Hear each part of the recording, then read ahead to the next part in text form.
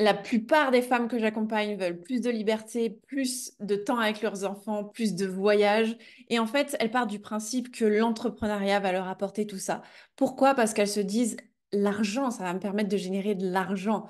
Sous ce truc de je veux de la liberté, il y a cette notion de je veux plus d'argent pour pouvoir me payer cette liberté, pour pouvoir passer ce temps avec mes enfants, pour pouvoir voyager plus.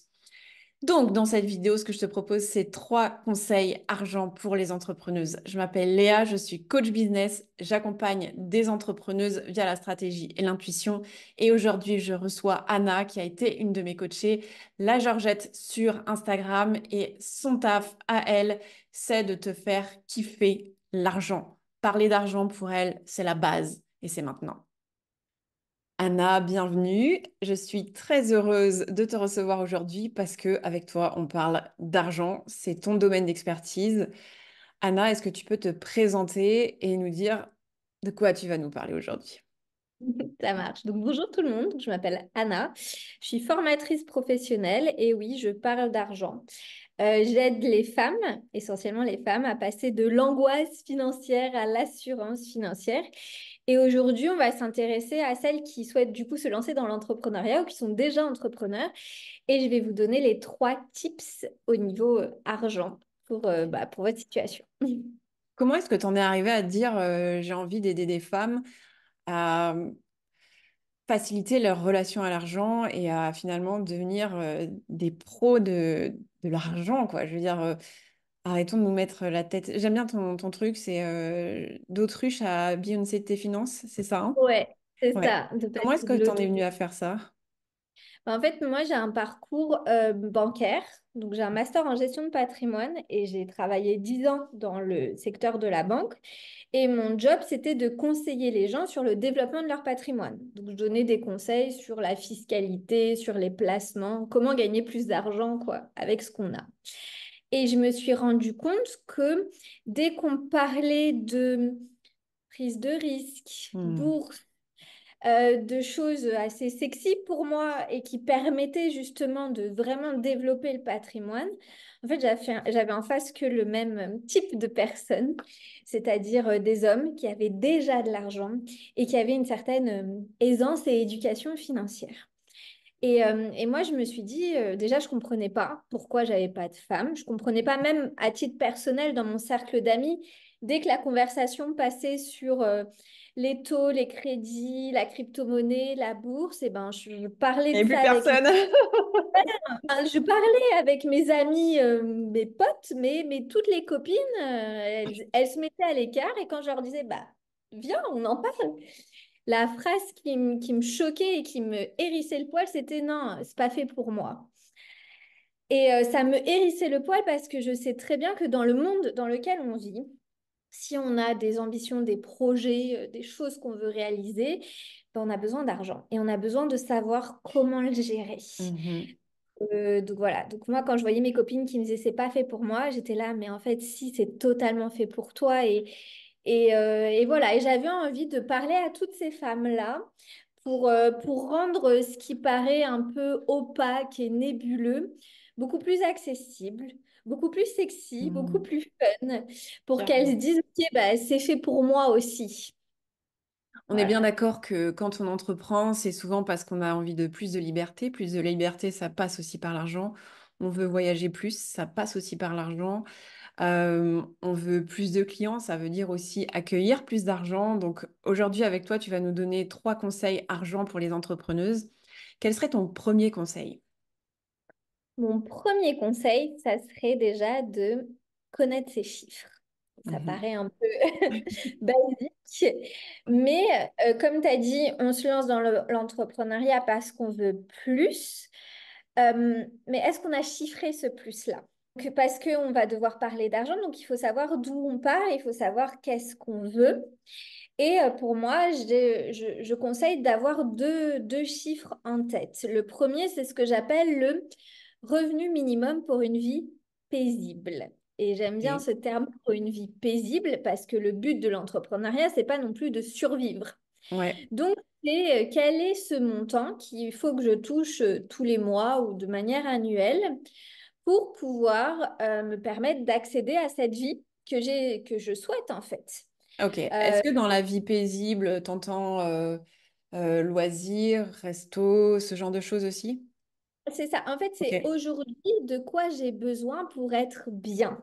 Ok. Et généralement, quand on se lance, on regarde le minimum, c'est-à-dire c'est quoi mes charges, combien je dois pour Hmm. payer mon loyer, etc. Mais C'est le montant, ça c'est le montant qui va nous frustrer très rapidement finalement. exactement, parce qu'en plus, dans l'entrepreneuriat, on a besoin de ces moments où on est déconnecté, on est créatif, Et en fait, ça passe par nos plaisirs. Mhm. Et, et juste le fait de le chiffrer, c'est un moyen pour nous de savoir c'est quoi. Est-ce que c'est juste une Mhm. balade en forêt? Est-ce que c'est un massage? Est-ce que c'est un resto? Mhm. Mais en tout cas, d'intégrer dans ce menu pour une vie, ce revenu pour une vie paisible, cette notion de plaisir qui est extrêmement important pour tenir Sur la sur le durée. chemin. Ouais, on Ouais. est d'accord. Et On est d'éviter d'accord. cette frustration-là. Mhm. Donc déjà, de connaître ce montant-là, ça nous permet aussi, bah, quand on doit fixer des tarifs, mettre des chiffres, bah, de savoir est-ce que ça vaut le coup que je me réveille le matin pour répondre à cette proposition-là ou est-ce que non, ça soutient même pas ma qualité de vie que je veux aujourd'hui. Mhm.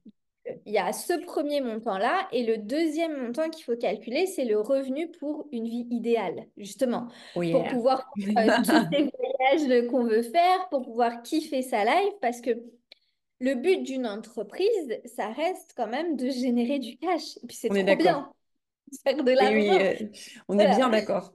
Et c'est vraiment quelque chose que je suis contente je perds le mot là, tu vois, mais que tu soulèves parce que il y a vraiment cette gêne à gagner de l'argent, je remarque, chez les entrepreneuses. Et il faut arrêter en fait, parce que si vous avez choisi l'entrepreneuriat, c'est justement pour générer de l'argent. C'est justement pour avoir, j'entends beaucoup passer plus de temps avec mes enfants, voyager plus, me sentir libre, etc. Mais tout ça, ça passe, on est d'accord, par l'argent, comme je disais tout à l'heure. Donc, en fait, il faut être déjà d'accord avec le fait de gagner de l'argent. Et Ouais. c'est vrai que ce que j'aime bien avec ta méthode, c'est un minimum, mais pour me sentir bien déjà. Et bien sûr, le rêve, parce que ça, c'est la vision qui nous drive. Mais j'ai aussi aimé ce que tu dit, c'est est-ce que je me lève parce que ça soutient ma vision ou est-ce que je reste finalement au lit parce que là, ça soutient rien du tout. Et ça, c'est intéressant parce que beaucoup d'entrepreneuses vont quand même choisir de travailler pour des clopinettes alors que ça ne soutient pas, en fait, ça soutient pas la vision dans le sens où ça permet pas de gagner suffisamment. Et ça, c'est difficile pour quelqu'un qui commence de dire bah non, parce qu'en fait, là, je suis sous-payée, je travaille pour moins cher que gratuit, donc je vais pas y aller. Ça, c'est très difficile.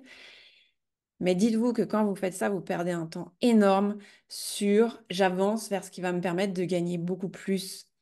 Et il y a aussi une notion de choix. Quand je fais le choix de pas aller vers des trucs tout pourris, je laisse aussi de la place pour les trucs qui vont me permettre de gagner beaucoup plus. Donc j'aime bien que tu soulèves ça.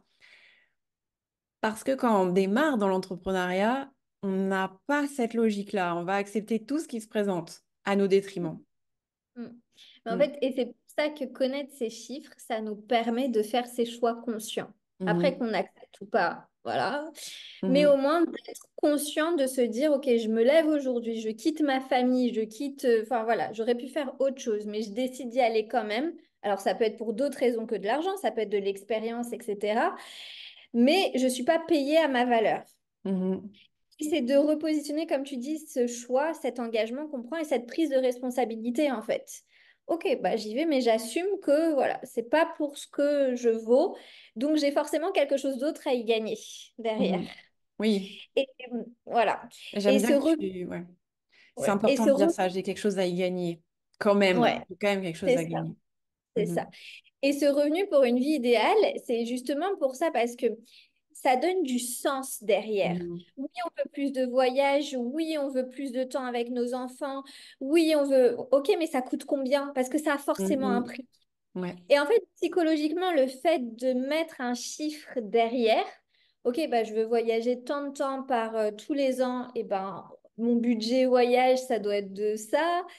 je veux me faire tant de resto, je veux me faire tant de massage, bah, ça rend les choses concrètes. Et pour moi, je trouve que pour toutes celles du coup qui ont du mal à augmenter ses tarifs ou à vouloir gagner plus d'argent, c'est de remettre du sens. Ok, mais je sais pourquoi je le fais. Je le fais Mhm. pas juste pour gagner plus d'argent. Je le Mhm. fais pour gagner plus d'argent parce que c'est un outil qui me permettra d'accéder à ce que je veux. Ça soulève une autre question qui est, ok, voilà combien je veux gagner. Est-ce que ça ne fait pas peur aux gens de voir la somme qu'ils doivent gagner?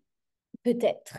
Mais je pense que d'être entrepreneur aussi, c'est de se dire que je vois les chiffres comme une information neutre qui est là pour m'illustrer une situation. Et de me dire, OK, comment est-ce que je fais pour pouvoir y arriver? Ok, donc ça Et c'est ton deuxième conseil, ouais, si je me ça souviens serait bien. le deuxième conseil en fait. Et ce que j'appelle, c'est se mettre en mode DAF, c'est prendre la casquette du directeur des affaires financières. Puisque quand on prend une grosse boîte, on a bien sûr le CEO qui est là, qui a sa vision, qui a ses solutions au monde. Voilà, on a le service marketing qui doit vendre cette solution, le service communication, mais on a toujours une personne qui est là pour gérer l'argent et pour dire est-ce que c'est possible ou pas d'y aller. Et en fait, il voit l'argent comme quelque chose de neutre. Juste une information qui permet au CEO de prendre des décisions, justement. Et de dire, OK, bah oui, c'est possible de faire ce projet, non, c'est pas possible de faire ce projet, etc. Donc, à un moment donné, quand on met des chiffres, on se dit, OK, moi, pour vraiment kiffer ma life, il me faut tant. Bah, ce montant, OK, peut-être il nous Il fait, nous voilà, impressionne. nous impressionne et on se dit oh là là et tout. Enfin voilà, il fait ressortir des émotions, mais ça ne reste qu'un montant. Et en fait, notre job à un moment donné, c'est de switcher, de se dire ok, je mets de côté ces émotions, je regarde juste ce chiffre-là et je me dis quelles sont les solutions que je peux mettre en place pour atteindre ce chiffre. Et en fait, si on n'avait pas ce chiffre-là, on ne saurait pas comment Mhm, driver nos solutions, quelle stratégie adopter. mhm. Ça nous permet d'être beaucoup plus focus vers là où on veut aller. Donc Yes. voilà, d'essayer de prendre de la hauteur en fait. Quand je dis se mettre en mode DAF, c'est vraiment essayer de prendre de la hauteur par rapport à ces chiffres, les voir uniquement comme des informations, des guides, voilà, quelque chose qui va nous guider par rapport à notre stratégie et, euh, et passer du temps avec son argent. Comme on passe du temps à réfléchir à notre stratégie, on passe du temps à établir notre stratégie marketing, bah, il faut intégrer dans sa routine d'entrepreneuse un moment où on prend du temps à travailler sur nos chiffres, à voir ce qu'ils ont à nous dire, à faire des bilans, à regarder et à les voir comme des amis et pas comme des ennemis. Voilà. Et on met sa tête dans le sable et on Yes. les regarde pas. Non, non. À les intégrer, du coup, à les utiliser dans notre stratégie. Ce qui est intéressant avec les chiffres, c'est que parfois, j'entends des entrepreneuses dire mon lancement n'a pas marché. Mais quand on regarde en termes de chiffres, parce que là, les chiffres, en fait, ne mentent pas. C'est ça qui est intéressant avec les chiffres. Quand on sort de l'émotionnel et qu'on se concentre que sur le chiffre, un chiffre ne ment pas. Un lancement qui n'a pas marché, et quand on le regarde, quand on sort de l'émotionnel, ça n'a pas marché, et qu'on regarde les chiffres et qu'en fait, on voit que peut-être l'audience n'était pas suffisamment grosse pour atteindre l'objectif désiré, on se dit en fait, en termes de chiffres, c'est juste les chiffres qui n'étaient pas bons. Donc, les chiffres, on en a peur. Je pense que ça vient de nos cours de maths de l'école. Les chiffres ne nous ont pas été amenés d'une façon ludique, appréciable, etc. D'ailleurs, ça me fait penser que la dernière fois, ma fille a eu une remplaçante qui leur a dit, si vous n'êtes pas sage, je vous donne des maths. C'est la Ah, punition, tu vois, les maths. Et ça reste, en fait, ce sont des choses qui restent. Mais en tant qu'entrepreneur, on peut plus entretenir ce genre de relation avec des chiffres puisque on veut générer plus d'argent et que l'argent, c'est juste un chiffre. Donc, si on veut générer plus d'argent, il faut aller regarder tous nos chiffres. Et là, c'est intéressant parce que tu parles du DAF, tu parles du CEO, tu parles du marketing. Mais en fait, tous ces postes travaillent ensemble dans un seul objectif, c'est faire grandir une boîte. Euh, et j'aime bien que tu parles de l'argent comme étant un ami parce que c'est ce qu'il est. Il est une ressource. Quand on considère l'argent comme n'étant pas un ami, déjà à la base, qu'on en a peur, qu'on a peur de regarder les chiffres, comment aller vers une progression quand on n'ose pas regarder quelque chose? C'est compliqué, c'est comme une relation de couple, ça va pas, t'oses pas aborder ce qui ne va pas, bah ça risque pas d'aller mieux, quoi, je veux dire, à un moment donné, quoi. C'est ça. Et peut-être du coup, au début, rendre ça plus fun. Ouais. Voilà. Et c'est ce que j'allais te Essayer. demander, comment on fait, tu vois? Est-ce que tu as Ouais. des routines, toi, par exemple, à partager de comment est-ce que je me pose et je prends le temps de Ouais. considérer mon argent? Ouais. Bah, moi, déjà, ce que je conseille, alors que ce soit pour les finances personnelles ou les finances professionnelles, c'est d'avoir déjà des rencarts avec son argent. Donc, Hmm. d'avoir une routine, d'avoir une habitude où toutes les semaines, je me pose et je fais le point sur mon argent, ce qui rentre, ce qui sort, etc. Et en fait, pour justement commencer à ancrer cette routine et justement casser ce côté froid, rigide, et ben, c'est de rendre ce moment agréable, d'y prendre du plaisir. Et là, c'est vraiment de faire appel à ses sens. Hmm. C'est-à-dire le moment où on où on se pose et on ouvre son application et on remplit ses tableaux, etc. Et ben, de le combiner avec un moment où on boit quelque chose qui nous fait du bien, où on écoute une bonne musique, où on fait sa méditation avant, où on intercale ce moment entre d'autres activités, entre son sport et entre sa série Netflix ou son appel à sa meilleure amie, qui fait que, en fait, on dompte son cerveau pour se dire non, c'est juste un moment et après ça, j'ai ma Ouais. récompense. Donc voilà, ça va bien se passer. Et après, c'est un état d'esprit. Tu transformes l'expérience, en fait. Exactement, c'est d'en faire une expérience, d'en faire un big deal, de se poser, d'avoir des feutres de couleurs, d'avoir des cahiers qui nous plaisent, d'apporter du plaisir par nos sens. Et ça, c'est tellement intime par rapport à chaque personne. Mais voilà, il y en a, ça va être le côté gustatif, il y en a, ça va être allumer une bougie, avoir une ambiance Hmm, hmm, sonore. hmm. Là, ça va être vraiment avoir son bureau préparé avec ses petits stabilos, ses petits trucs. Donc, et c'est surtout de tester plusieurs fois pour voir qu'est-ce qui nous correspond et d'être d'adapter ce moment-là en fonction de notre évolution aussi. C'est intéressant ce Mais que tu dis parce que c'est une des lois de l'esprit que en fait l'esprit résiste à aller vers ce qu'il n'aime pas faire et que pour réussir à mettre en place de nouvelles habitudes, eh ben, il faut y amener une notion de plaisir pour que l'esprit se dise OK, je peux y aller et je vais t'amener par là d'ailleurs et j'ai envie de le refaire même. Donc je trouve ça super ouais. intéressant. Ouais, j'y avais pas Mais je pensé. pense que c'est valable pour tout. À chaque fois qu'on veut mettre en place une nouvelle habitude, en fait, Ouais, c'est ça. Et en fait, c'est de ouais. reproduire ce qu'on a fait qui a peut-être déjà marché quand on a mis une routine sportive ou une, je sais pas, bah, de voir ce qui a marché pour nous et de le reproduire Mhm. avec son argent, tout simplement. OK, Voilà. super. Quel est ton troisième conseil? Et le troisième conseil, ben, on a parlé beaucoup de technique, Ouais, c'est-à-dire on a parlé beaucoup de chiffres, il faut se poser, il faut regarder les chiffres comme quelque chose de neutre, comme des indications. Mais dans ma vision des choses, quand on parle d'argent, il y a toujours deux faces. Il y a la face très technique, bien sûr, il faut connaître les règles, mais on a aussi une relation à l'argent qui intègre beaucoup d'émotions. Et je dis souvent cette phrase, s'il suffisait de connaître la technique, tous les banquiers seraient milliardaires. Ah, voilà, parce qu'on connaît les règles du jeu, on sait c'est comment faire clair. plus d'argent, on sait C'est comment clair. placer son argent pour faire plus d'argent. Mais ce n'est pas juste une question de technique. Il y a toutes ces émotions qui viennent, bah, peut-être quand on a un blocage, quand on regarde son application bancaire ou quand on veut poser un tarif, ou voilà. Il y a beaucoup d'émotions qui viennent. Et à un moment donné, bah, c'est de les écouter, c'est de les entendre. Et en fait, c'est la porte ouverte sur toutes ces pensées limitantes qu'on peut avoir qui nous bloquent.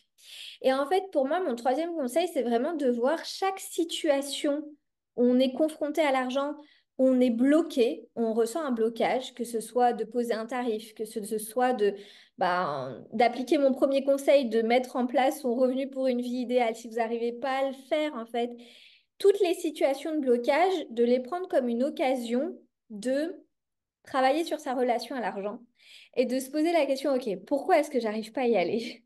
Qu'est-ce qui fait que je bloque? Quelles sont ces pensées qu'on m'a dites, que j'ai entendues quand j'étais petite ou qui sont ancrées en moi, qui m'empêchent de passer à un cap au niveau supérieur?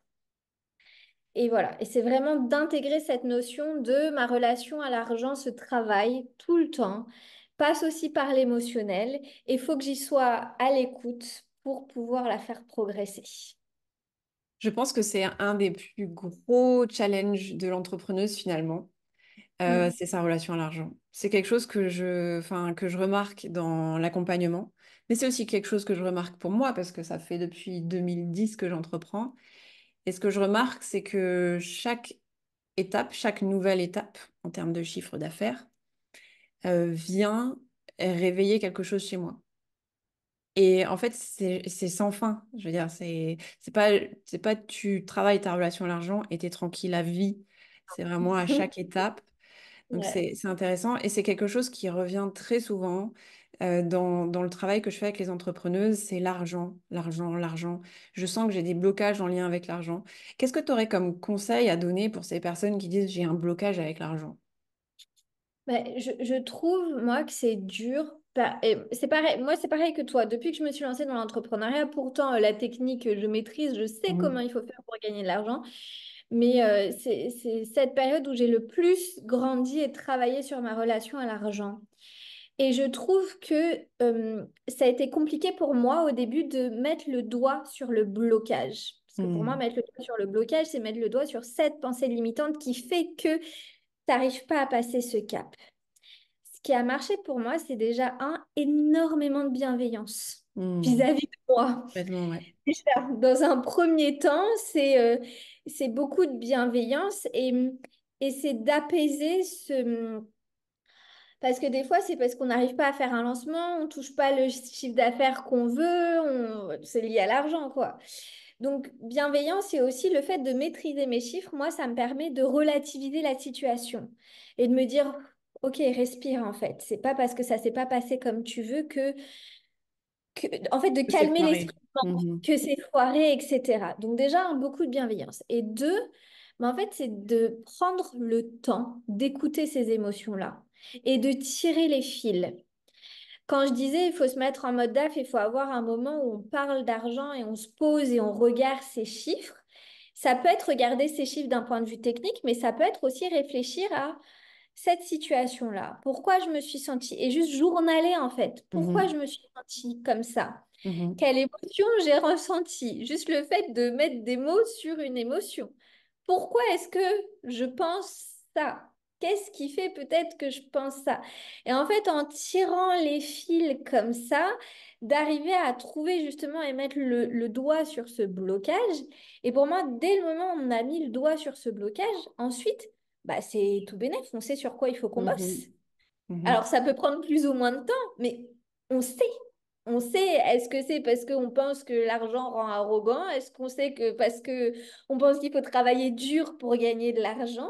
Et après, c'est juste des actions à mettre en place pour déconstruire cette croyance-là. Carrément. Et, et j'en reviens, et c'est la même chose avec son rituel de compte ou le fait de faire ses comptes tout le temps, enfin, de manière hebdomadaire, c'est il faut apprendre à aimer ce processus-là. À- Au lieu de se dire merde, j'ai un blocage, ça m'empêche d'avancer, c'est plutôt de se dire trop bien, j'ai un blocage. Ça va me permettre de grandir, ça va me permettre Mhm. d'apprendre des choses sur moi. Donc, toujours de changer cet état d'esprit. Et moi, je trouve ça formidable, en fait, On est de d'accord. grandir. Parce que oui, le but final, c'est de gagner plus d'argent, mais j'apprends à aimer le processus qu'il y a. Que ce Mhm. soit la maîtrise de la technique, que ce soit la maîtrise de mon émotionnel, je me dis, mais en fait, j'apprends tellement de choses sur moi et rien que ça en soi, c'est top, en fait. Ouais, et c'est un bon indicateur, comme tu le dis. C'est un bon indicateur de, OK, là, je me sens pas bien parce que je me sens pas bien par rapport à l'argent. Ça Ouais. veut dire que j'ai encore quelque chose à apprendre et que quand j'aurai appris ça, j'aurai encore passé une autre étape. Et ça, une fois que tu as compris ça, il se passe quelque chose. En Mm. 2023, moi, j'ai vraiment passé par des étapes comme ça À un moment donné, je me suis dit, c'est bon, j'ai plus aucun attachement au résultat, j'en ai plus rien à faire. Enfin, je me sentais vraiment détachée du résultat, comme si peu importe le résultat généré par mon entreprise, moi, je me sentais bien, peu importe. Et puis, j'ai eu un petit test, parce que c'est comme ça que marche notre univers, j'ai envie de dire. Ça. T'es sûr? T'es sûr? T'es sûr? Et on m'a demandé énormément d'argent. Je devais à peu près 20 000 euros entre l'URSSAF, la TVA et tout ça. Et là, je me suis dit, OK. Et là, je me suis directement dit, est-ce que tu arrives encore à être détaché du résultat? Et c'est juste venir retravailler ça. Et c'est magique parce que quelque part, plus on avance, plus on est aussi prêt à accueillir des gros défis. Mais gros défis veut dire gros résultats derrière dans une entreprise. Donc moi, je trouve qu'on devrait aller au-devant de ça. De toute façon, il n'y a pas le choix quand on entreprend. Il n'y a pas de fin au travail, à cette relation à l'argent, comme tu disais. Il n'y a pas de fin parce qu'à chaque fois qu'on veut aller à un nouveau niveau, bah, on a Bon. peur. On a peur. La première fois que vous gagnez 10 000 euros le mois, vous vous dites, waouh, en fait, c'est possible. Incroyable. Et puis, enfin, il se passe plein de choses comme ça. Quand d'un coup, vous voyez 40 000 euros arriver, vous vous dites, waouh. Moi, ça m'est déjà arrivé et pendant 3 jours, j'étais choquée. Et ça, c'est parce que ça vient de travailler des choses en lien avec la relation à l'argent. Donc, l'argent, c'est un vaste monde, ça nous prend de l'énergie, ça nous prend de la bande passante. Moi, je parle beaucoup de bande passante quand je parle de nos pensées. Comment est-ce que tu nous accompagnes, toi, vers, euh, vers finalement, l'argent, c'est vraiment un outil, c'est juste un chiffre. Il n'y a pas d'émotionnel sur de l'argent. Je peux m'en Mm. servir, je peux plutôt que de le voir comme un problème, je peux le voir comme un ami, comme un outil qui m'aide pour mon entreprise. Et puis, je vais travailler cette relation pour continuer à progresser encore et encore et encore et être prête à aller toujours plus loin dans le travail avec cette relation finalement. Comment est-ce que tu nous accompagnes? Alors, moi, j'ai créé des formations. Du coup, je suis formatrice professionnelle. Donc, j'ai créé une formation qui s'appelle Kiffe tes comptes. Avec du coup cette notion pour justement intégrer cette notion de plaisir. Et vu que c'est quelque chose qu'on devra faire tout au long de notre vie, autant y prendre du plaisir. C'est clair. Donc, c'est vraiment cette notion-là. Kiffe tes comptes, c'est la première, c'est la base, c'est la première formation que je propose où vraiment on va venir travailler et sur ce côté technique et sur ce côté émotionnel, mais pour la base, c'est-à-dire pour les finances personnelles déjà.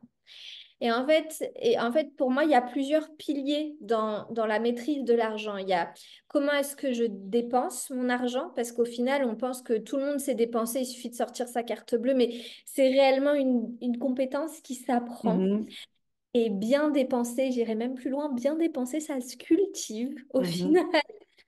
Il y a comment j'épargne, comment j'investis et comment je gagne mon argent. Et pour moi, la base, c'est déjà connaître, savoir comment est-ce qu'on dépense et comment on épargne son argent avant de passer au pilier suivant. Donc, Kiffe tes Ouais. comptes permet de travailler sur ces deux piliers-là.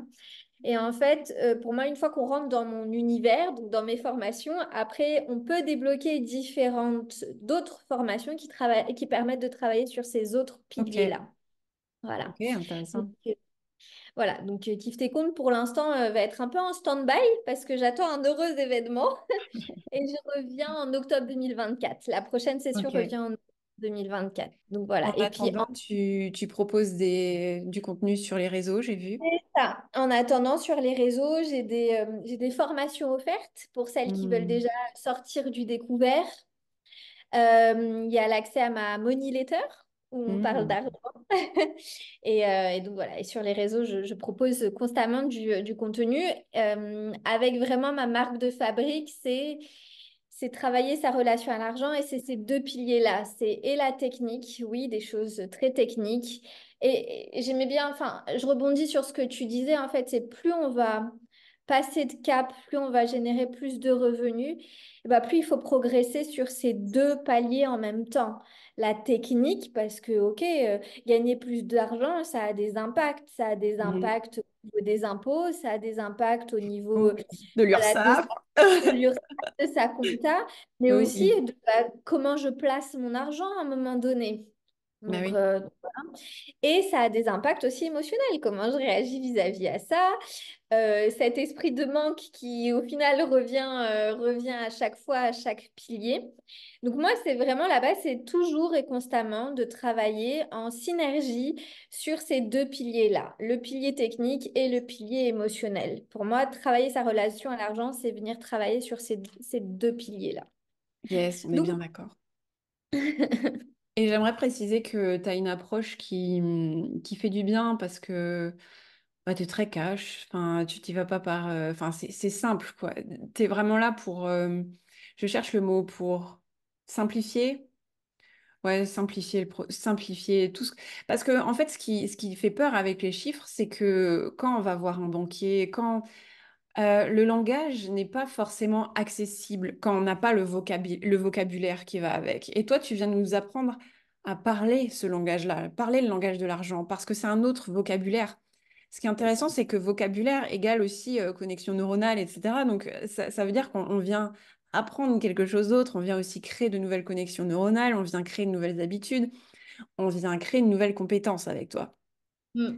Totalement. Donc, Et en fait, je pense que ouais, je me suis vraiment lancée. Pour moi, c'était totalement naturel quand tu m'as posé en tout début mhm. d'interview pourquoi est-ce que j'ai décidé de faire ça?